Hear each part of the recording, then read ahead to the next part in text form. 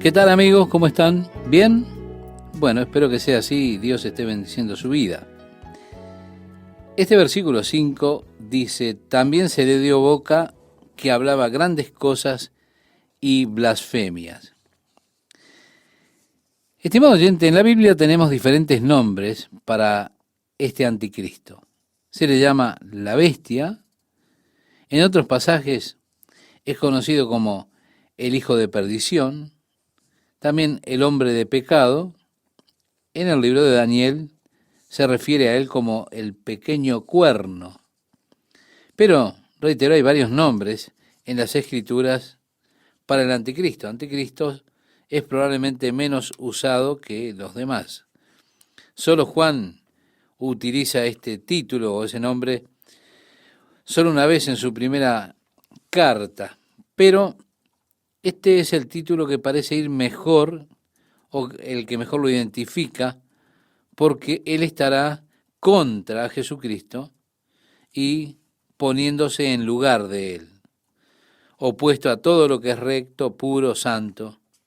Él hablará blasfemias viles en contra del Señor. Aquí lo encontramos hablando grandezas y blasfemias. Continúa diciendo: y se le dio autoridad para actuar 42 meses, vale decir 3 años y medio. En el versículo 6 dice: y abrió su boca en blasfemias contra Dios para blasfemar de su nombre, de su tabernáculo y de los que moran en el cielo.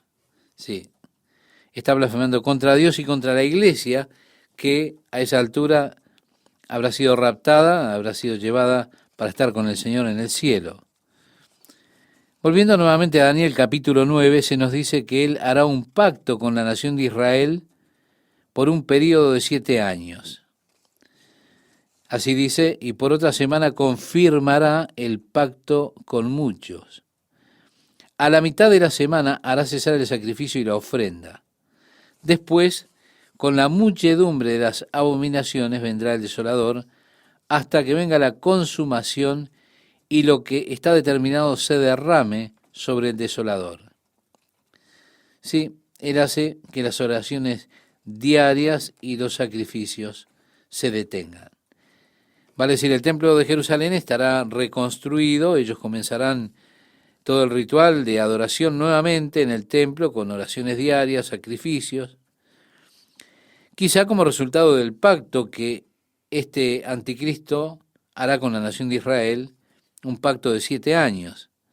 Pero a la mitad de estos 7 años, él vendrá al templo reconstruido, hará cesar los sacrificios y las oraciones, y allí él profanará en un acto abominable, que será lo que llevará a los hombres hacia la gran tribulación, al momento cuando la ira de Dios sea revelada desde el cielo contra todos los hombres impíos que han detenido la verdad de Dios con injusticia. Así que a la mitad de este periodo de 7 años, una vez que el templo esté reconstruido y los sacrificios y las oraciones que estarán instituidas nuevamente cesen, él vendrá al templo, se pondrá de pie en el templo de Dios, entrará al lugar santísimo y allí él proclamará que él es Dios y demandará que los judíos lo adoren a él como Dios. En el versículo 7 dice: y se le permitió hacer guerra contra los santos y vencerlos. También se le dio autoridad sobre toda tribu, pueblo, lengua y nación. Es decir, él hará guerra contra los santos y los vencerá. De regreso al profeta Daniel capítulo 7 versículo 21, nos dice allí: y veía yo que este cuerno, como decíamos es el pequeño cuerno de Daniel que mencionamos antes, hacía guerra contra los santos y los vencía. Porque la Biblia habla de los santos en la gran tribulación, y debido a que la Biblia habla acerca de los escogidos en la gran tribulación, nos encontramos con muchas personas que han tenido un concepto errado acerca de que la iglesia estaría en este mundo durante esa gran tribulación. Pero los escogidos, los santos a los que se refiere, por la profecía de Daniel son la nación de Israel. Dios le dice a Daniel que habrán periodos, o habrá un periodo de 77 que están determinados sobre la nación de Israel. Que quede claro esto, y sobre la ciudad santa, para terminar las transgresiones, para hacer reconciliación por la iniquidad y para completar las profecías para ungir al Santísimo. Después, en ese capítulo 9, él hace una división de estos 77 y los divide en 69, es decir, 7 más 62, que son 69, y un último 7, que es el que está todavía por cumplirse. Desde el momento en que salga el mandato para restaurar y reconstruir a Jerusalén hasta la venida del Mesías príncipe, habrá 69 sietes. Este periodo ya se cumplió, un periodo de 483 años. Si usted multiplica 69 por 7, tendrá esos 483 años a partir del mandato por parte del rey Artajerjes de restaurar y reconstruir Jerusalén. Se cuenta desde allí hasta que Jesús hizo su entrada triunfal en la ciudad de Jerusalén, cuando dijo: si al menos conocieses en este tu día lo que toca a tu paz, pero ahora está encubierto de tus ojos. A estas alturas, con el rechazo que ellos hicieron del Mesías, es decir, de Jesucristo, Daniel profetizó esto, porque dice que a las 69 semanas se quitará la vida al Mesías, mas no por sí, y el pueblo de un príncipe que ha de venir destruirá la ciudad y el santuario. Después de la crucifixión de Jesús, los judíos fueron dispersados. Nosotros estamos en un tiempo que es conocido en las Escrituras como el tiempo de los gentiles, es decir, aquellos que no son judíos. En este tiempo de los gentiles, el Espíritu de Dios está obrando en medio de las naciones gentiles. Dios está obrando en su corazón, estimado oyente, está obrando en nuestros corazones, ¿sí?, en medio de este tiempo de los gentiles.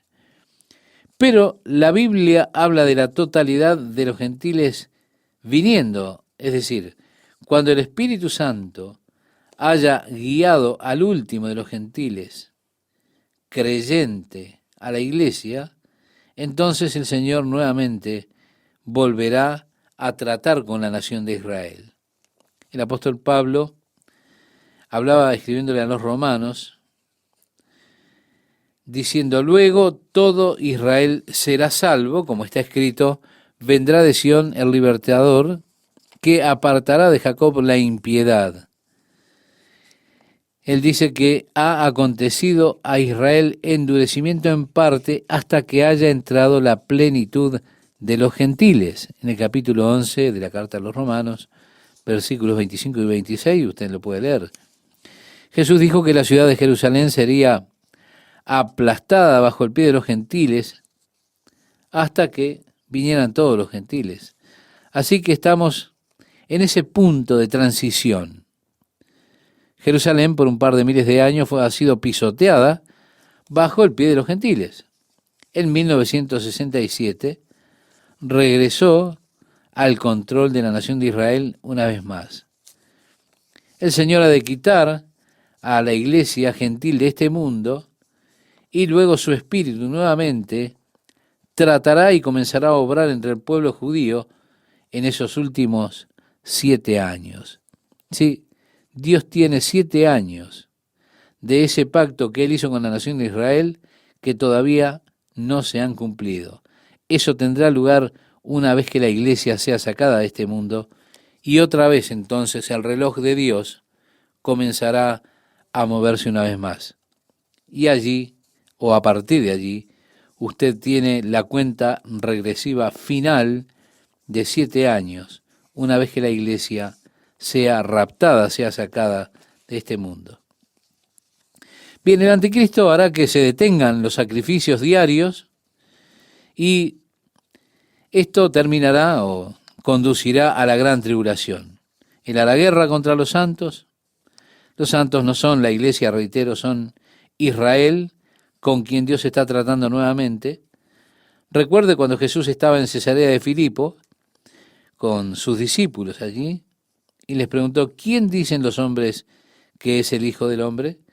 Ellos dijeron unos Juan el Bautista, otros Elías y otros Jeremías o alguno de los profetas.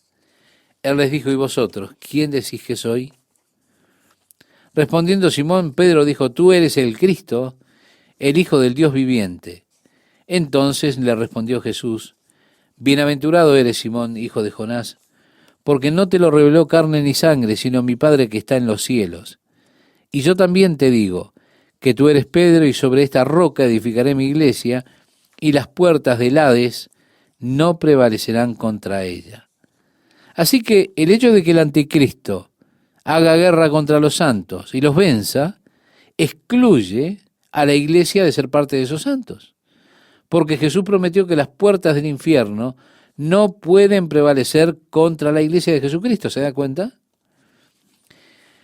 En Apocalipsis capítulo 13, verso 8 dice, y la adoraron todos los moradores de la tierra cuyos nombres no estaban escritos en el libro de la vida del Cordero que fue inmolado desde el principio del mundo. En este mismo libro, en el capítulo 17, verso 8, se nos dice, la bestia que has visto era y no es, y está para subir del abismo e ir a perdición, y los moradores de la tierra, aquellos cuyos nombres no están escritos desde la fundación del mundo en el libro de la vida, se asombrarán viendo la bestia que era y no es y será. ¿Ve cómo se menciona una y otra vez el libro de la vida? Sí, Dios tiene sus libros en el cielo. Uno de ellos es el libro de la vida. Encontramos esto en el Antiguo Testamento, cuando Dios habla con Moisés y le dice que habría de eliminar a aquellas personas del pueblo de Israel debido a la rebelión y a la dureza de sus corazones, su entendimiento, duro entendimiento.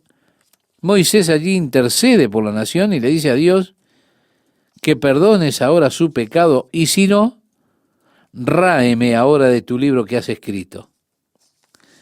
Cuando Jesús se dirige en este libro de Apocalipsis a las 7 iglesias, en el capítulo 3, cuando escribe al ángel de la iglesia en Sardis, él promete que aquellos que venzan han de morar con él y él no quitará sus nombres del libro de la vida.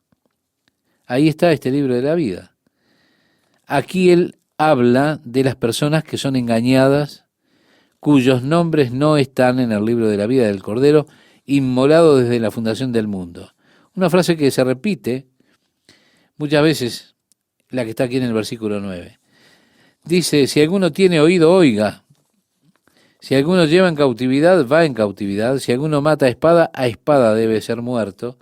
Aquí está la paciencia y la fe de los santos. Después tenemos el segundo personaje, la segunda bestia del capítulo 13. Nos dice el verso 11, después vi otra bestia que subía de la tierra y tenía 2 cuernos semejantes a los de un cordero, pero hablaba como dragón. He ahí el falso profeta. Recuerde usted, Jesús en el Sermón del Monte decía, guardaos de los falsos profetas que vienen a vosotros con vestidos de ovejas, pero por dentro son lobos rapaces. La advertencia de Jesús acerca de los falsos profetas la tenemos allí. Así que el hecho de que tenga cuernos como un cordero lo hacen parecer inocente, pero él habla como Satanás, como un dragón. Por eso es un falso profeta. Dice, y ejerce toda la autoridad de la primera bestia en presencia de ella, y hace que la tierra y los moradores de ella adoren a la primera bestia cuya herida mortal fue sanada. Sí, este personaje será quien guiará a la tierra en la declaración de que este hombre es el Mesías. Él aparecerá como un profeta de Dios, pero realmente será un falso profeta guiando a las personas a adorar al anticristo.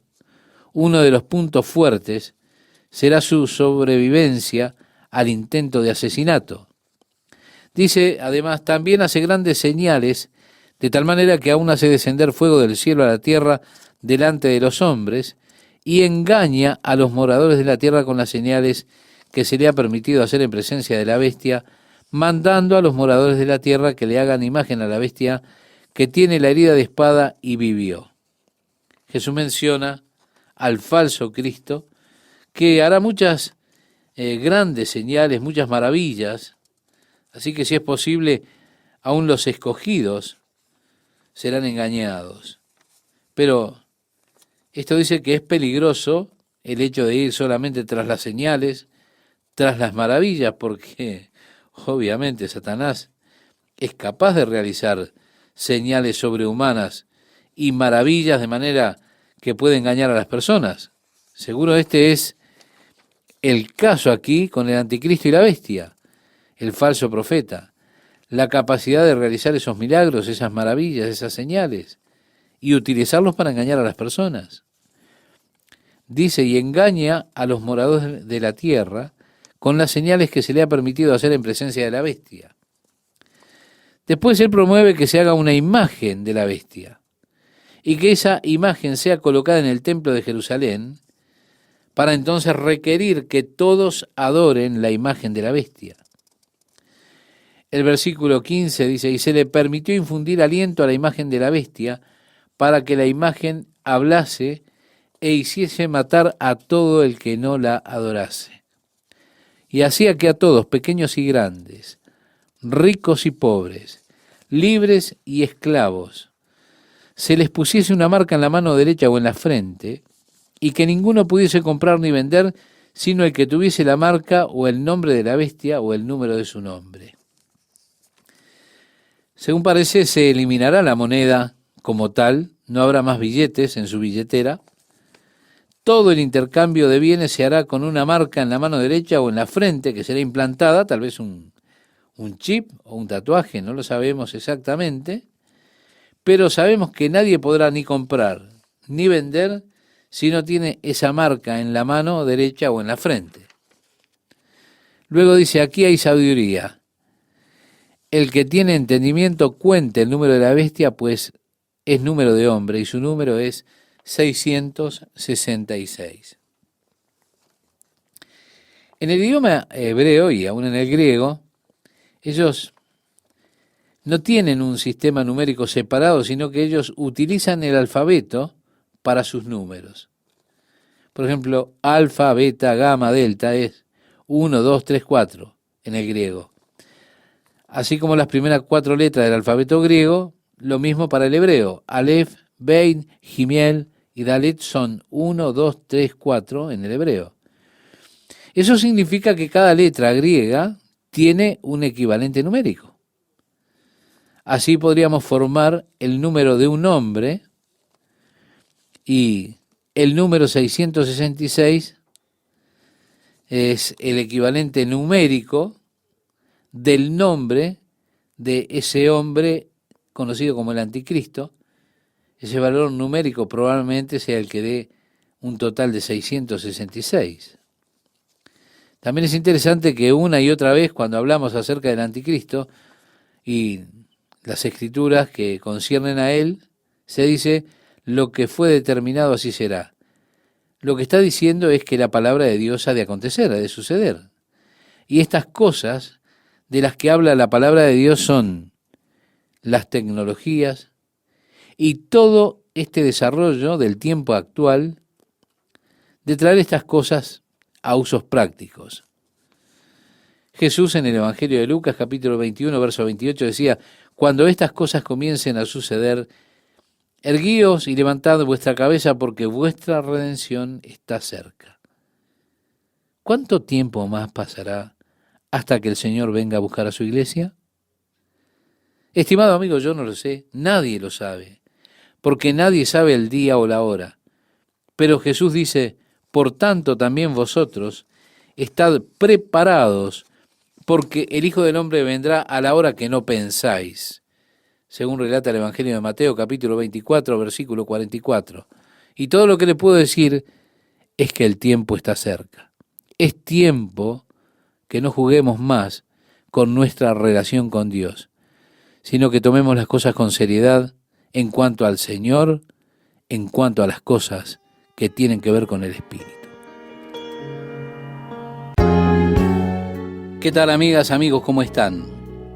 Juan aquí está como un espectador, porque dice, después miré, y he aquí el Cordero estaba en pie sobre el monte de Sión, y con él 144,000, que tenían el nombre de él y el de su padre escrito en la frente.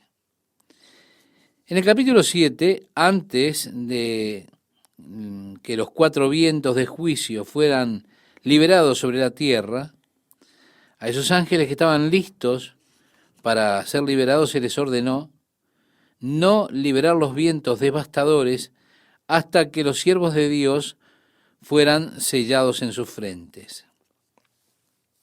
Juan dijo que él contó el número y que habían 144,000 de todas las tribus de Israel, y luego él nombró varias tribus, 12,000 de cada tribu, y fueron sellados con el sello de Dios en sus frentes. Así que se nos dice que es ese sello, es el nombre de Dios que está escrito en sus frentes, el sello que tienen. Sabemos que el nombre de Dios es Jehová o Yahvé. No sabemos cómo es la pronunciación correcta del mismo, pero Dios escribirá su nombre en sus frentes. Es interesante que cuando venga el anticristo, él hará que todos reciban la marca en sus frentes o en su mano derecha. Y esa marca es la marca de su nombre, el nombre del anticristo en sus frentes, el número de su nombre. Esto quizá es contrarrestando el hecho de que Dios ha sellado a sus siervos sobre sus frentes. Así que los 144,000 que vimos allí en el capítulo 7 aparecen ahora otra vez en el capítulo 14. Dice el versículo 2, y oí una voz del cielo como estruendo de muchas aguas y como sonido de un gran trueno. Si usted recuerda, estimado oyente, en el capítulo 1, Juan está describiendo a Jesús en su estado glorioso, y él dice, y su voz tenía el sonido de muchas aguas. Así que la voz de Jesús es algo que Juan escucha a estas alturas como la voz de un trueno. Y agrega, y oí una voz del cielo como estruendo de muchas aguas y como sonido de un gran trueno, y la voz que oí era como de arpistas que tocaban sus arpas, y cantaban un cántico nuevo delante del trono, y delante de los 4 seres vivientes, y de los ancianos, los 24 ancianos, y nadie podía aprender el cántico sino aquellos 144,000 que fueron redimidos de entre los de la tierra. Estimado oyente, parece ser que cada grupo tiene una canción que le es particular a ese grupo. En el Antiguo Testamento nos encontramos con el cántico de Moisés, también la canción de Débora, acerca de la victoria sobre sus enemigos. En el capítulo 5 de Apocalipsis tenemos la canción de la iglesia redimida. La letra de esa canción indica que solo la iglesia puede cantar esa canción. Ahora, los 144,000 tienen su canción especial que nadie sino ellos puede cantar esa canción. Cada uno de nosotros se ha identificado con el Señor en una forma única y especial.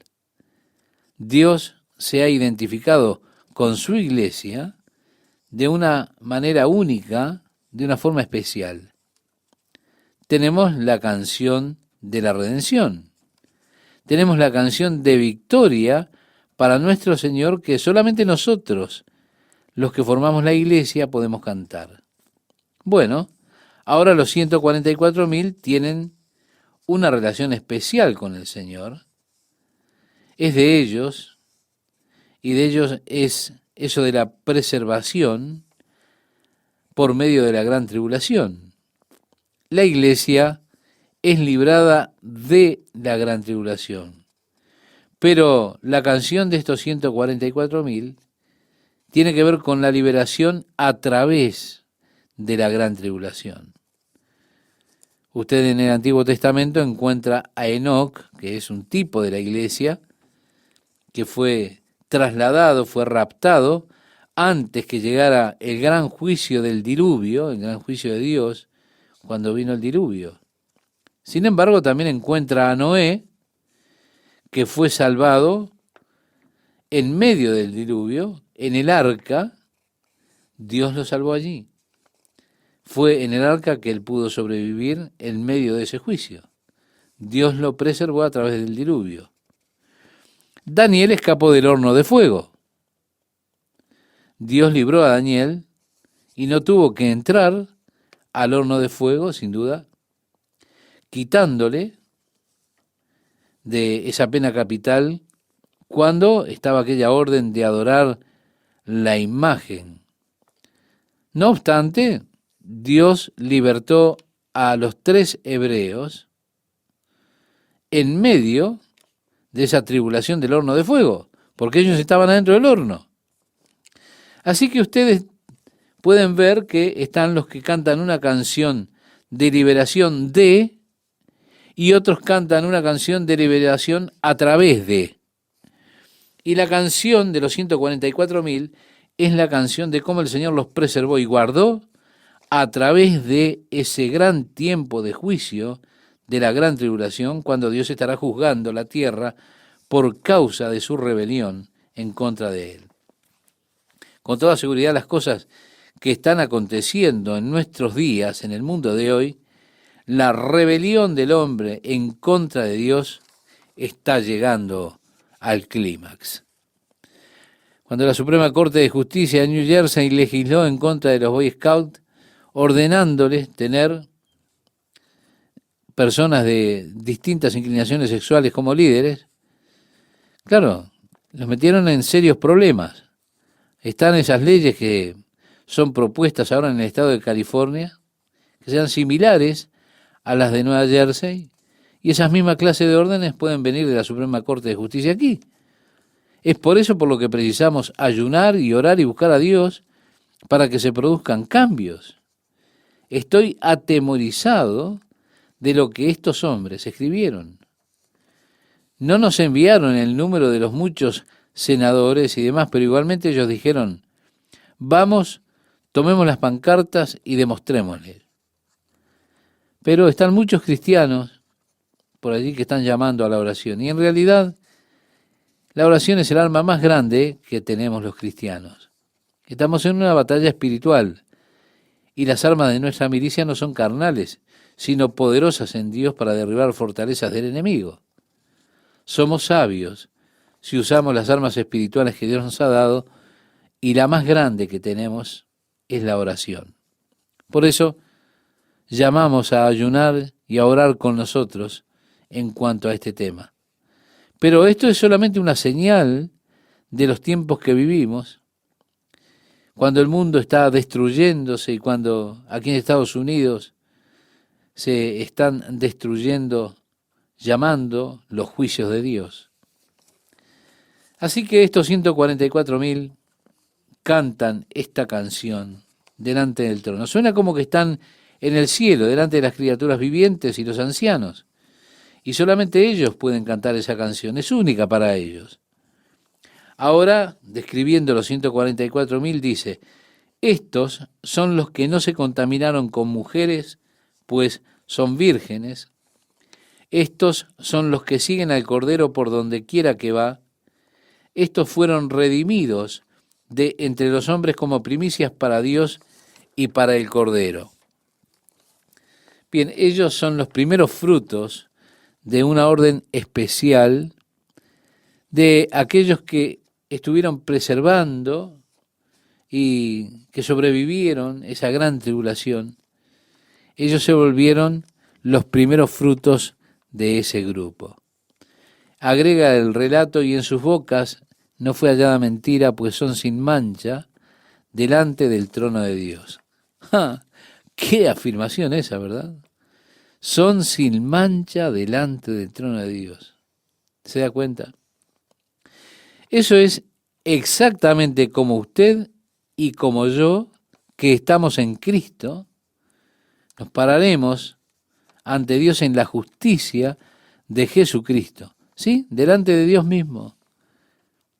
Cuando Judas finalizaba su epístola, él decía, y a aquel que es poderoso para guardaros sin caída y presentaros sin mancha delante de su gloria con gran alegría.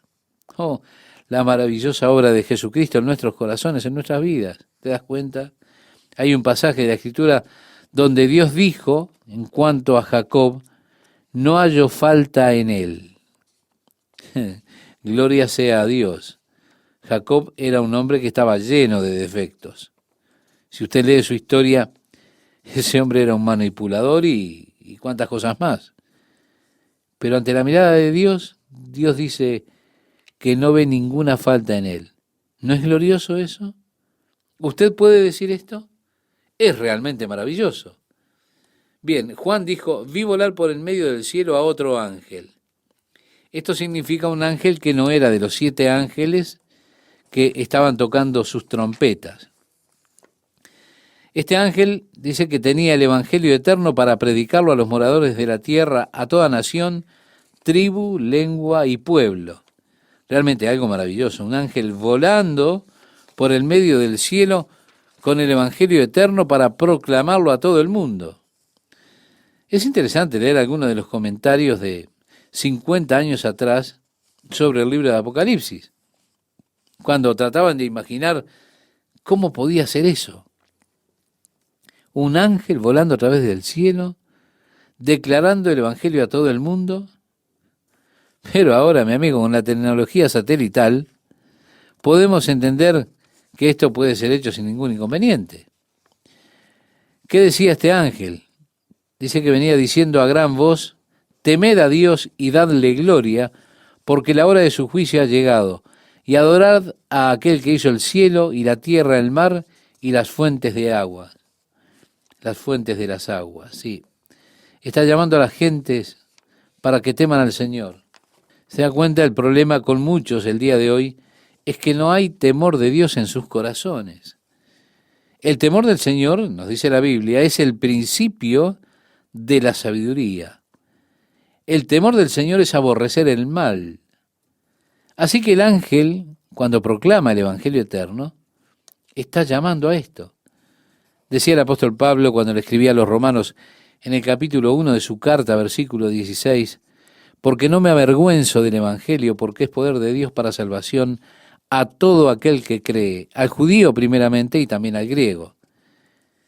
El Evangelio eterno, el cual es apto para salvar las personas de sus pecados, nos dice la historia de Dios enviando a su Hijo a morir por nosotros, que Él resucitó nuevamente para nuestra justificación. El Evangelio eterno será proclamado a cada grupo étnico. ¿Se da cuenta? Con frecuencia escuchamos personas que preguntan, pero ¿qué pasa con los aborígenes de África o en Borneo que nunca han escuchado el nombre de Jesucristo? ¿Dios los va a juzgar de igual modo? Por supuesto, las Escrituras son muy claras hablando en cuanto a que ellos serán juzgados por un estándar diferente del de aquellos que han escuchado el Evangelio y lo han rechazado. Pero aquí nos dice que el Evangelio que llevará este ángel será llevado a todo el mundo, a toda tribu, a toda lengua, a todo pueblo. Jesús dijo que el Evangelio sería predicado como testimonio a todo el mundo y luego vendría el fin. Aquí es donde el Evangelio está siendo predicado a todo el mundo, por este ángel. ¿Se da cuenta? Con frecuencia tomamos eso como un desafío para nuestras misiones, pero en realidad la iglesia ha fracasado mucho. La mayoría de las iglesias están echando para atrás sus programas misioneros, los están recortando. Pero Dios verá que todo hombre tenga la oportunidad de escuchar el Evangelio durante ese gran periodo. Se les dice que teman a Dios, que le den la gloria a Él, porque la hora de su juicio ha llegado. Adórenle a Él. El verso 8 dice, otro ángel le siguió diciendo, ha caído Babilonia, la gran ciudad, porque ha hecho beber a todas las naciones del vino del furor de su fornicación.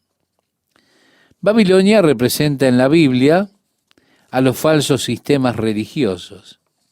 Allí es donde al parecer los falsos sistemas religiosos nacieron. Usted puede decir, ahí está la historia de Semiramis, su hijo Tamuz, que luego se volvió su esposo, la adoración de la mujer Semiramis, la madre con su hijo. Esto parece ser el corazón de la rebelión contra Dios de un falso sistema religioso. Está viniendo ahora para juicio. Cuando entremos al capítulo 17 y 18, estaremos leyendo acerca del juicio sobre Babilonia, especialmente en el capítulo 18. Y donde sea que los falsos sistemas religiosos y falsos sistemas comerciales estén centrados, vendrán a juicio en los capítulos 17 y 18. Pero aquí está este pronunciamiento: Babilonia ha caído, ha caído. Esto era el corazón, era la fuente de todo lo espiritual. Bien, las escrituras llaman a eso fornicación. Claro, en un sentido espiritual. La fornicación se postra, adora otra cosa que la verdad, otro Dios que el Dios viviente. El Evangelio ahora es proclamado por el ángel que dice: temed a Dios y dadle gloria, adorad al que hizo el cielo y la tierra, el mar y las fuentes de las aguas. Es decir, nuestra adoración debe estar dirigida a Dios. Pero hay personas que dirigen su adoración a otras cosas, a otros dioses. Y Babilonia precisamente es la fuente de todos los falsos sistemas de adoración. La diosa Astoret es una deidad babilónica. Era la adoración del sexo. Si una persona adora el sexo, es culpable de fornicación espiritual. Nuestra adoración debe ser a Dios. Como hijos de Dios, debemos estar como casados con Dios. Darle nuestro amor, nuestra adoración a Él. Porque darle nuestro amor, nuestra adoración a otra cosa aparte de Dios es considerado escrituralmente una fornicación espiritual. Así que pronunciar la caída de ese falso sistema religioso que causó a las naciones que bebieran el vino de la ira de su fornicación hace que venga el juicio de Dios. Continúa diciendo: y el tercer ángel lo siguió. Así que tenemos aquí un grupo de ángeles. No, reitero, no los 7 ángeles que tenían las 7 trompetas. Y el tercer ángel lo siguió diciendo a gran voz: si alguno adora a la bestia y a su imagen, y recibe la marca en su frente o en su mano, el mandamiento, como decíamos, es adoren a Dios. Pero hay personas adorando el sexo, el intelecto, el dinero, dioses falsos. Pero cuando la adoración de la bestia, según el capítulo 13 aparezca, se nos dice que el falso profeta ha de conducir al mundo para que adore a la bestia. Dice que hicieron una imagen de la bestia, le dieron poder para hablar y le pusieron esta imagen en el templo y hacían que todos adoraran la imagen de la bestia. Bien, aquí hay una advertencia. Dios habrá de advertir a la gente de la tierra. No habrán de hacer eso ignorantemente, no. La adoración de la bestia será una rebelión deliberada en contra de Dios. Aún hoy en día los hombres se rebelan deliberadamente en contra de Dios. Y los que están empujando a la gente están en rebelión deliberada en contra de Dios, también ellos. Vemos ahora que las Escrituras advierten, ¿sí? Tenemos muchas advertencias en la Escritura. Ellas declaran que estas cosas son pecaminosas. Habla de cosas que son malas, cosas que están a la altura de la rebelión en contra de Dios. ¿Cuántas cosas podemos ver en nuestros días, delante de nuestros ojos, que nos plantean que vayamos en pos de ellas, como dioses que se nos presentan? Eso es rebelión contra Dios. Es impensable que sea algo que siquiera consideremos y sea propuesto por la legislatura en Sacramento. No, no puedo ni siquiera imaginar que propongan estas cosas en esta clase de legislación. Pero así sucede, y lo están imponiendo. Y eso muestra en tantas leyes que están sacando contra la voluntad de Dios, cosas blasfemas delante de Dios, que lamentablemente muchos llamados cristianos apoyan. Eso nos muestra cuánto hemos caído en el camino de la destrucción. ¿Qué tal, amigas, amigos? ¿Cómo están? Tenemos un grupo de ángeles aquí que no son los 7 ángeles que tocan las 7 trompetas. Nos dice este pasaje: y el tercer ángel lo siguió, diciendo a gran voz: si alguno adora a la bestia y a su imagen, vale decir que el mandato es: adoren a Dios. Las personas adoran muchas cosas. Adoran el sexo, el intelecto, el dinero, dioses falsos. Entonces estará la adoración a la bestia. En el capítulo 13 se nos dice que el falso profeta guía al mundo para que adoren a la bestia. Esto hace que sea hecha una imagen de la bestia. Una imagen que se le dará poder para hablar. La pondrán en el templo, queriendo que todos adoren la imagen de la bestia. Aquí tenemos entonces una advertencia. Dios advierte a todo el pueblo de la tierra. Vale decir que ellos harán lo que habrán de hacer, no en ignorancia. La adoración a la bestia ha de ser una rebelión deliberada en contra de Dios. Tal cual los hombres del día de hoy se rebelan deliberadamente contra los mandamientos de Dios.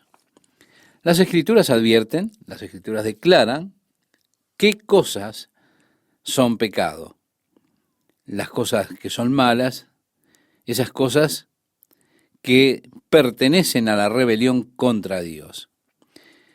Esto nos muestra cuán lejos se ha ido, o cuán lejos ha ido la humanidad en el camino de la destrucción. Sí, si alguno adora a la bestia y a su imagen y recibe la marca en su frente o en su mano, esta es la advertencia, estimado oyente, él también beberá el vino de la ira de Dios, que ha sido vaciado puro en el cáliz de su ira, y será atormentado con fuego y azufre delante de los santos ángeles y del Cordero. Ve, esta es la advertencia de Dios. Ya no hay entonces esperanza de redención, no hay esperanza alguna de salvación para los que reciban la marca y adoren la bestia o a su imagen. Vale decir, han firmado su certificado de defunción eterna. Si usted está aquí en este momento, en ese momento que señalamos, y usted entra dentro de ese sistema, ya no hay escapatoria para usted. Es interesante que dice que serán atormentados con fuego y azufre en la presencia de los santos ángeles y en la presencia del Cordero. No se hace mención de que nosotros seamos conscientes del tormento de ellos. Tenemos un pasaje que es muy interesante en las Escrituras, en el libro del profeta Isaías, capítulo 65, desde el versículo 17 en adelante, dice allí Dios: mirad, yo creo nuevos cielos y nueva tierra, y las cosas anteriores no serán recordadas.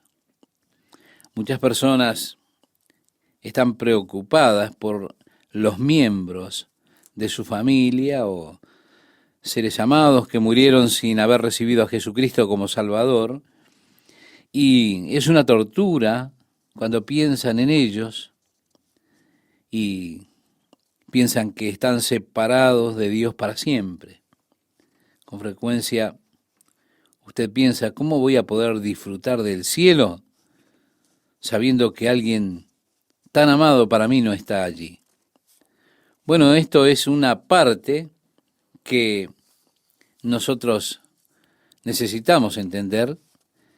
Dios ha de sacar esto de nuestro banco de memoria, por decirlo de alguna manera.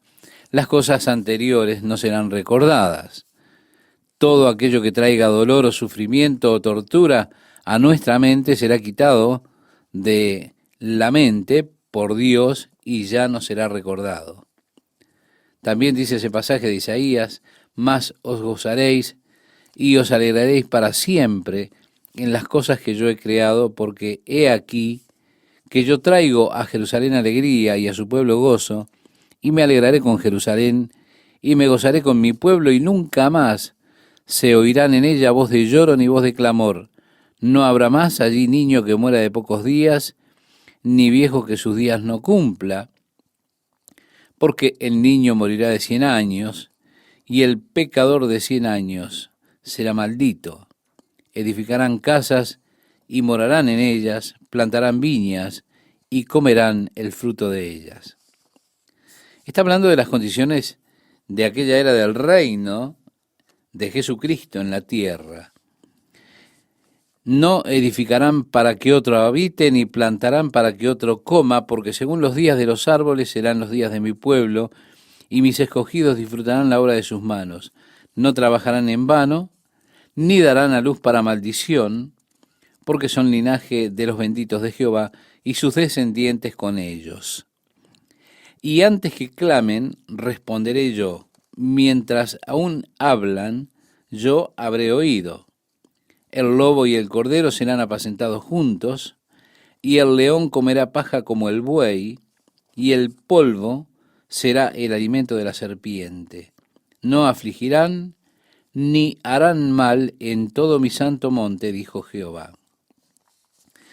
Sí, estimado oyente, días gloriosos que vendrán para los hijos de Dios, pero para los que están en rebelión contra Dios serán días de muy serio juicio por parte de Dios.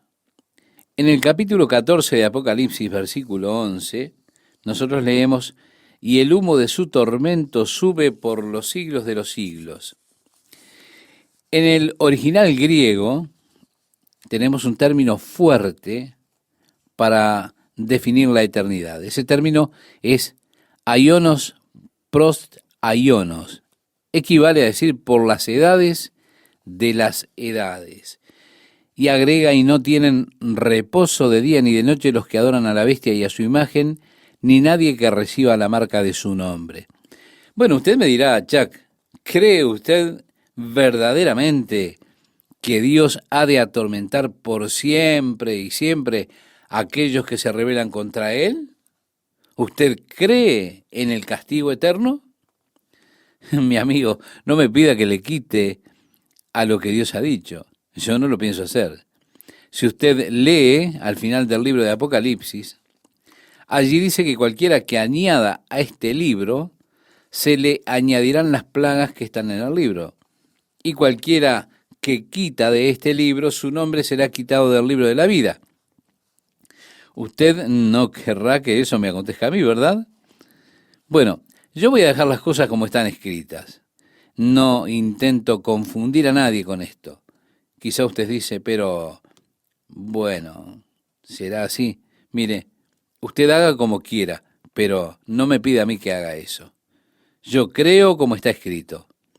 Jesús, hablando de la gehenna, dijo que era el lugar donde el gusano de ellos nunca muere y el fuego nunca se apaga, en el Evangelio de Marcos, capítulo 9, verso 44.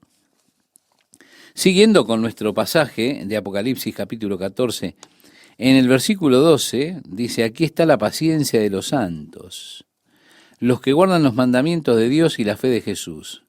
Oí una voz que desde el cielo me decía: escribe, bienaventurados de aquí en adelante los muertos que mueren en el Señor. Sí, dice el Espíritu, descansarán de sus trabajos, porque sus obras con ellos siguen.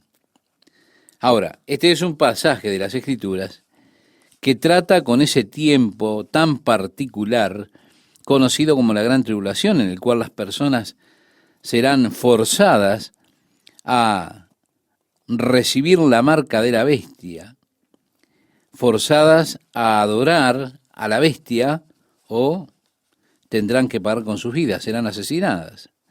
Así que cualquiera que no tome la marca de la bestia será muerto. Eso es lo que se nos dice en el capítulo 13 de este libro.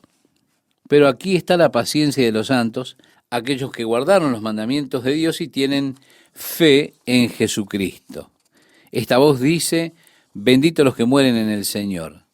Sí, esa es la bendición de los que en ese tiempo serán mártires en lugar de recibir la marca y adorar a la bestia. Escuchamos acerca de esto muchas veces y especialmente en los funerales muchas veces se cita este pasaje. Bienaventurados los que mueren en el Señor han cesado de sus labores. Pero en realidad esto tiene que ver con ese grupo que estará en la gran tribulación y que bueno, será mejor morir, mejor será ser un mártir que tomar o recibir la marca de la bestia, o adorar a la bestia y a su imagen. Será mejor morir que hacer eso. Pero si se dejan marcar y eligen adorar a la bestia, lo que estará ocurriendo es que estarán sellando eternamente su propio destino.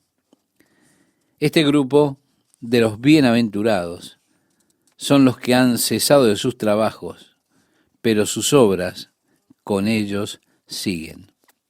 Juan tiene esta visión de la batalla final conocida como la batalla de Armagedón.